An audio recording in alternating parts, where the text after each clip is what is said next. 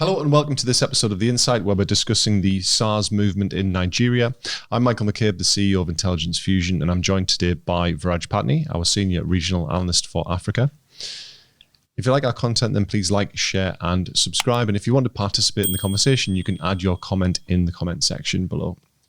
So, Viraj, starting off then, what's been happening in Nigeria and kind of what has really caused this SARS movement to grow? Yeah, so over the last few weeks, mainly since the 3rd of October, in Ughelli in Delta State, where an individual shared a video on Twitter alleging that a man had been shot dead by a SARS officer. And this individual later died, and allegedly the vehicle was taken from him. And this is the video that, sort of circulated on Twitter, gained a lot of attention across Nigeria. And this is what led to the protests that we've seen over the last couple of weeks. And so can you show us the video? Yeah. So this is the video that was shared by the individual. And it shows this man, allegedly, he was shot dead and his vehicle was taken. Now,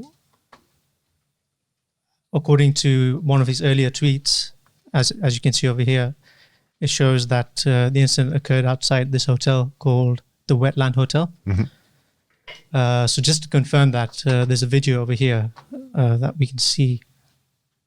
That just over here, you can see that it says the Wetland Hotel. Yeah. So this is how I geolocated it, just to verify that it did occur at this location. As you can see, there's a white Lexus over here as well. And so who's actually filming in this video? Is that the police themselves? No, apparently it's this individual over here who tweeted it out. So this is the video that caused, wide scale outrage. So initially this SARS sort of movement, while it began in 2017, in recent weeks, we've seen how, as this video was shared online and local, celebrities, activists as well, and also international, influential figures, such as actors, musicians. As they shared this, the movement sort of grew online. And what really caused it to sort of transform into a protest was mainly led by local activists. So it was very decentralized in that way. So we've seen movements grow across the world in relation to police brutality. The most obvious one being the George Floyd killing in the US. So what was the reaction of the police to this incident, and then also what was sort of the wider reaction from the Nigerian community? Yeah, so about a week after this incident, we saw the protest began, but I think it was on the 4th of October where the police announced that they would sort of suspend patrols by the SARS unit and other tactical squads as well. And despite that announcement, protests, began, I think, on 7th or 8th of October in Lagos, which I will just show over here just by filtering. So just for the people who haven't seen our platform before, can you just explain what the different coloured icons represent, as well as I can see you've got open multiple tags there. Can you just explain also, why we use tags at Intelligence Fusion and what it provides our users? Absolutely. So currently this map shows I filtered for incidents after the 1st of October, and it shows incidents related to police violence, police killings. Before I move on to the other tags, I'll show you sort of the reaction. These purple icons over here, they occurred a lot later on, when protests became a lot more violent. So they're criminality. Yeah, so they are criminality. And this yellow one over here is assassination. I think it's just something that we use on the map. This is where a police officer was killed. Right. So we just use this on the map just to show, that a significant incident occurred over here. It's just easier, to visualize, if you will. So kind of, it adds further context to the icon set that we use. So our users can really dig into things like, police violence, attacks on police through our filtering system. Yeah. So initially protests began around the state secretariat, just over here, and also around the police headquarters in Lagos. And which we've seen elsewhere with other protest movements against police brutality, where their initial targets are government buildings as well as police locations as well. Absolutely, yeah. And there's a similar case in other cities such as Abuja. As you can see, most of the protests occurred in southern Nigeria. Now with the protests in Abuja, again, similarly around the force headquarters and also around the National Assembly. Other locations include, as the days progressed, the weeks progressed, we saw blockades being mounted, around strategic areas, such as, roundabouts, such as the Burger roundabout in Abuja. So they're amending their tactics to actually then attempt to sort of shut down the city, impact transport and logistics? Absolutely. I think it's just an attempt by protesters to really force authorities to, implement their demands or meet the demands. And what happened is that there was an escalation when unidentified individuals attacked the SARS protesters, such as this incident right here. So that was really the first escalation that caused, violence and a number of deaths. And there was another escalation really when, police repression of protests really, and the Lekki tollgate shooting, where the army opened fire on protesters in an attempt to sort of disperse them. And when did that occur? This occurred on the evening of the 20th of October. Right, so this is sort of 2 and a bit weeks after the initial incident occurred. So so just kind of recap, we had the initial incident which sort of caused outrage and really sort of escalated through social media and people sort of sharing their thoughts and opinions on the SARS police unit. You then had demonstrations in the capital of Abuja, as well as in Lagos as well. These targets sort of government buildings, and then they sort of changed their tactics to then block key transport and logistics nodes within the cities. And then you've had an escalation when protesters have actually been attacked. And then now this was another escalation sort of 2.5 weeks later where the military have gotten involved. So after the shooting, we saw unidentified individuals, maybe not necessarily linked to the SARS movement. They launched a number of attacks on police officers or police stations.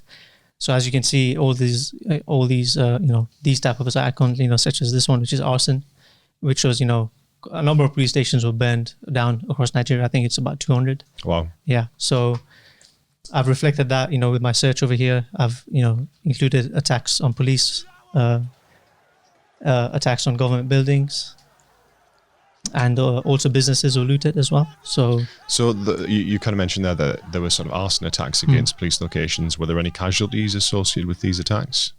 Yeah, so I believe the figure is about 22 police officers were killed. Right. Yeah, so this is a significant escalation and is likely having a deterioration effect on the security situation in Nigeria. Would that be right? Yeah, it did at the time. But, soon after things got really violent, the different state governments, they implemented curfews. So this, I think, had a further impact on, business as well. So the NNPC depot in Lagos, for example, that supplies about, I think, 70% of fuel in Nigeria. So there were concerns around fuel shortages. I'm not sure if there were like major fuel shortages, maybe acute ones. But there was major disruption and I think a total breakdown in law and order. So after these curfews came in, it sort of there was the SARS sort of protest lost its momentum. Right. Were these hours of darkness curfews or? So in Lagos, in some states, but including in Lagos, they enforced sort of 24-hour curfews. I think that remained in place for a couple of days. And I think it's only now that we're seeing these curfew hours being reduced. So what's the sort of current situation in relation to protest movement and sort of civil unrest within the country? So currently, the SARS protests are sort of continuing. So we've had, the sort of high-level activists still continuing the protest. So in Abuja, for example, we've seen protests around the police headquarters, just like we saw in the beginning. And we've also seen protests at the airport. So I think when we look at the driving factors, behind this SARS, protest movement, while the primary concerns, surrounded the disbanding of the unit and police reform as well, I think just prior to these protests, we had Revolution Now protests, surrounding poor governance, and what are they called? Sorry, Revolution Now. Revolution right. Now, yeah. So there also, that there's a lot of latent anger around poor governance, corruption, and there's also a lot of anger around the potential increase in the fuel price and the electricity tariff as well. So there's a few things there to kind of unpack. So in relation to the actual SARS unit, is there any indication that they are going to be disbanded? That's a good question. So after they announced that this unit was to be disbanded, they announced that they'd set up a new unit called the SWAT, so Special Weapons and Tactics. And now, the recent protests that we've seen, around the force headquarters, for example, and the airport in Abuja, we've seen how, the activists are also demanding the disbanding of that unit as well. I guess the issue is, unless there's real reform in terms of the professionalization of the police, so that they don't go out there and commit unlawful acts against the population, then this is a situation and an issue that's just going to continue. And, by changing the brand of the actual unit, unless you actually reform the police, there's nothing that's really going to change. And we're only going to see further issues of police brutality within Nigeria that leads to more movements like this in the future. Yeah. And I think the response, by the government so far, I don't think it's given enough, evidence to all these, high-level activists that, there is going to be change. So, for example, there's been some anger as well recently over the last couple of days surrounding, attempts by the government, or there have been certain governors in northern Nigeria who have been calling for greater control over the social media, given the role that it played in, sort of mobilizing all these protesters. So do you think there's a potential that they will actually crack down on the use of social media within Nigeria? I think it's maybe too soon to say, but, the indications are that any attempt to do that will, cause large-scale protests. Yeah, you mentioned this group Revolution Now. So what's sort of their agenda? What's their objectives? So their objectives surround, poor sort of governance and political issues. And so we saw the first Revolution Now protest, I think it was last year, September. And again, we saw the anniversary protest this year. They weren't as large scale, but I think, again, with, continued unemployment and these issues still remaining in place, and with all the latent sort of anger maybe and frustration that's building in Nigeria, I think we'll see more protests. Yeah. I mean, corruption is such an issue for countries because it just becomes a massive drain on resource, because money is just getting filtered off to interested parties who are kind of part of this whole corruption protest. The issue being is that you require politicians with the motivation to actually reduce corruption, but then you also need the police to be able to actually investigate and effectively prevent corruption from happening through arrests and prosecutions. So it seems for Nigeria, until they actually have the political will as well as the police ability to effectively interrupt corruption, nothing is ever really going to change. Kind of a wider question is, how much of this protest movement do you think is fed into by the whole COVID-19 situation and the global economic issues that we're seeing? Yeah, so I think, high levels of youth unemployment. I think this was existing, before COVID-19. Given the economic impact of COVID-19, and, I think its lasting effects, I think it's, it's going to last for a couple of months if, best case scenario. I think with... when we look at the oil prices as well, oil doesn't play a huge role in GDP in Nigeria. I think it's about 9%. Right. So nothing like Algeria, the role that it plays. So it's a diversified economy. But that the poor economic situation compared with the poor security situation, as you can see over here, these are the I think over 2,500 incidents that we've collected so far this year. So you have like banditry in the northwest. These attacks against civilians, and that's a worsening problem. It's also growing further south. It's the same in the northeast with insurgency, moving south and towards central areas of Nigeria. Right. So just sort of explain to viewers. So, purple icons are criminality, yellow is direct weapons. You've got red icons, which are things like hazards. And then sort of northeast of Nigeria, you can see the blue icons that are aviation incidents. I'd imagine they're sort of airstrikes against militant groups. Yeah. So these are all the airstrikes against part of counterterrorism operations that are ongoing. Mainly around Sambisa Forest over here, near the Cameroonian border, the Chadian border as well, and around the Lake Chad region over here. So just on the previous visualization you had of the Intelligence Fusion platform, showing the sort of SARS related incidents, the majority are located in the south of the country. So within Nigeria, generally, you've got the rich Christian south, because that's where the majority of the oil resources are. And then you've got the poor Islamic north. There isn't many incidents linked to this in the north. So what's the reason for that? So I think the main reason for this is during the SARS protests that took place over the last couple of weeks, there were also Secure the North sort of protests, carried out in northern Nigeria, such as in Kaduna State. And I think because of insecurity, in northern Nigeria, maybe the lack of police presence as well. I mean, there have been cases in the past where, of police violence as well, police killings, and this has led to protests as well. But I haven't seen any evidence of that, not when compared to southern Nigeria. Yeah. So, I mean, I think while, issues such as poor governance, corruption, the frustrations around these issues are sort of, they cross, the different state boundaries in Nigeria. I think each region of Nigeria has their own sort of characteristics, so surrounding protests especially. And if I had to pick one for northern Nigeria, I'd say insecurity. So they've kind of they've got bigger issues than police brutality in the north, which is more of a focus for them. Absolutely. Yeah.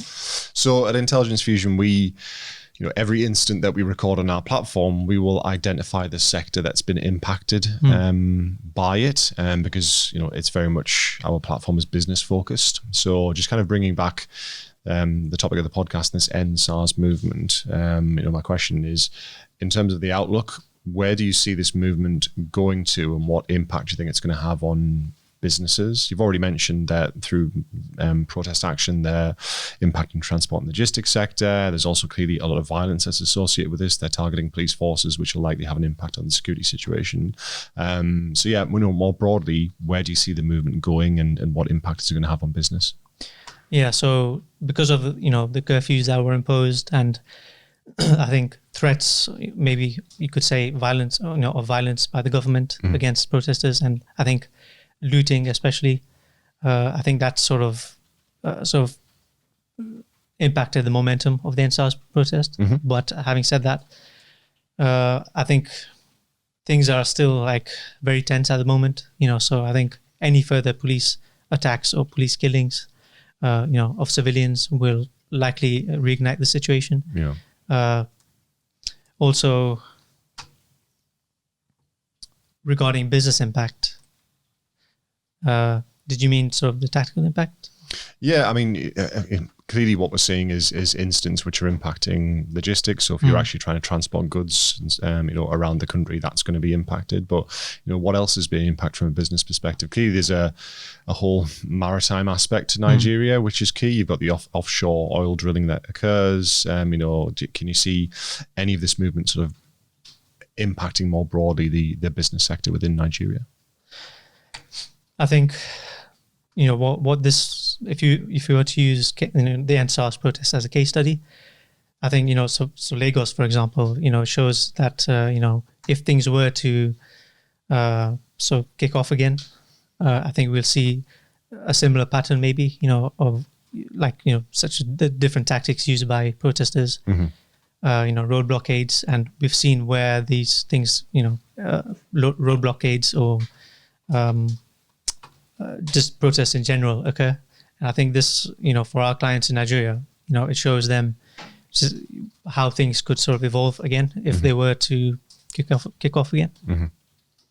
So if we go back to sort of the 2008 financial crisis, I think the real impacts of that wasn't felt for about 18 months afterwards. And then that's in the West, what I mean. And then after that, you sort of had the impact against more developing nations that rely on trade with the West. COVID has been very much different in terms of you've just had this significant halt of the global economy. So things seem to be a lot more quicker, that they're having an impact. So it seems likely, looking at Nigeria, that as the economic situation further begins to bite in the West, that's then going to start to bite the Nigerian economy more heavily, and there's the potential for greater unrest going forward, and either a growth in the SARS movement, or perhaps it's just another issue that comes through from perhaps police or military action or politician, and what's happening from a political perspective within the country. So I think, the recent protests have really shown that, they're sort of unprecedented in a way that, we haven't seen protests like this in Nigeria for a long time. So I think it's going to remain in the minds of a lot of youth, especially that have taken part in the protests. Now, with, any future presidential election, I'm sure, this will be fresh on, on a lot of people who protested, who took part in these protests. I'm sure it'll be fresh on their minds during that election. Other than that, even during these protests, we saw attacks on not just government buildings, but also the APC, offices of the APC and the PDP, which is the opposition. Right. I don't know if this was, directly linked to the SARS protests, or if this was just sort of, existing political tension that sort of escalated, during these protests. And also, over the past couple of days, the police, such as in Abuja and also in other areas, have sort of, because of the recent attacks on police, we've seen a rise in criminality that has been reported in, at least 2 cities.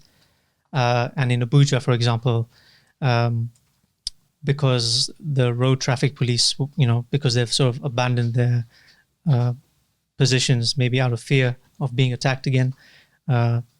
So just recently there was like a lot of travel disruption in Abuja. So I think, in the short term, over the next couple of weeks, this might be a problem. So we might just see an increase in criminality.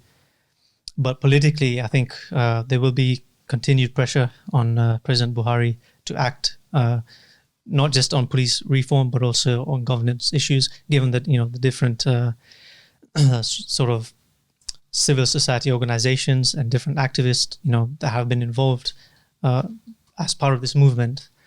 I think it just shows that, the driving factors they go beyond police reform and into governance as well. So without any change, in the coming months or any positive indications, probably, I think we'll see continued tension. And when there's continued tension, we just need a sort of, one incident of maybe a police killing, just like how we saw in Ughelli, to, for things to sort of degenerate again.